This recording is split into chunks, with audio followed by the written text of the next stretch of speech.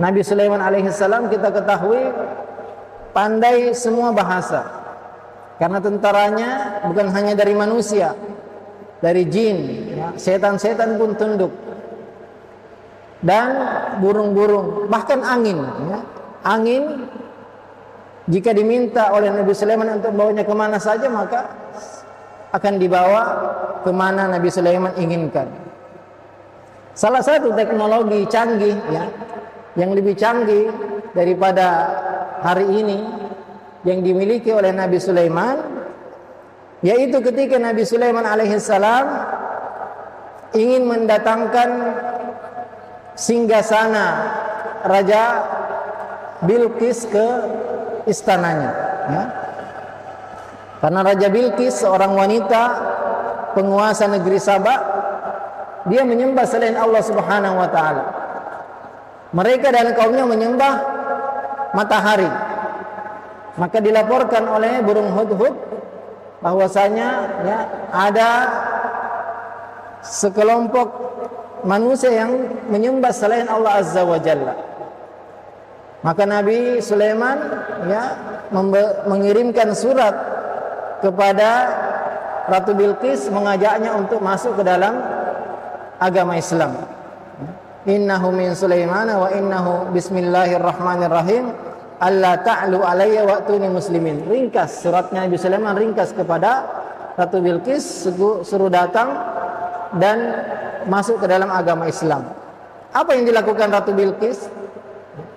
Beliau, ya, seorang wanita yang sangat cerdas juga, ya. Ratu Bilqis dia kumpulkan menteri-menterinya, orang-orang dekatnya, dan diceritakan bahwasanya kita diancam, ya, untuk diserang jika tidak masuk Islam, tidak mengikuti ajaran dan ajakan Nabi Sulaiman. Maka sebagian orang-orang dekatnya, menterinya mengatakan, nahnu ulu quwwatin wa ulu ba'sin syadid. Kami, ya, kita adalah kerajaan yang kuat, kita punya tentara yang banyak. Kita lawan Nabi Sulaiman, ya. Tapi apa yang dilihat oleh Bilqis, beliau mengatakan bahwasanya, ya, Nabi Sulaiman ini punya tentara yang akan, ya, tidak bisa dilawan.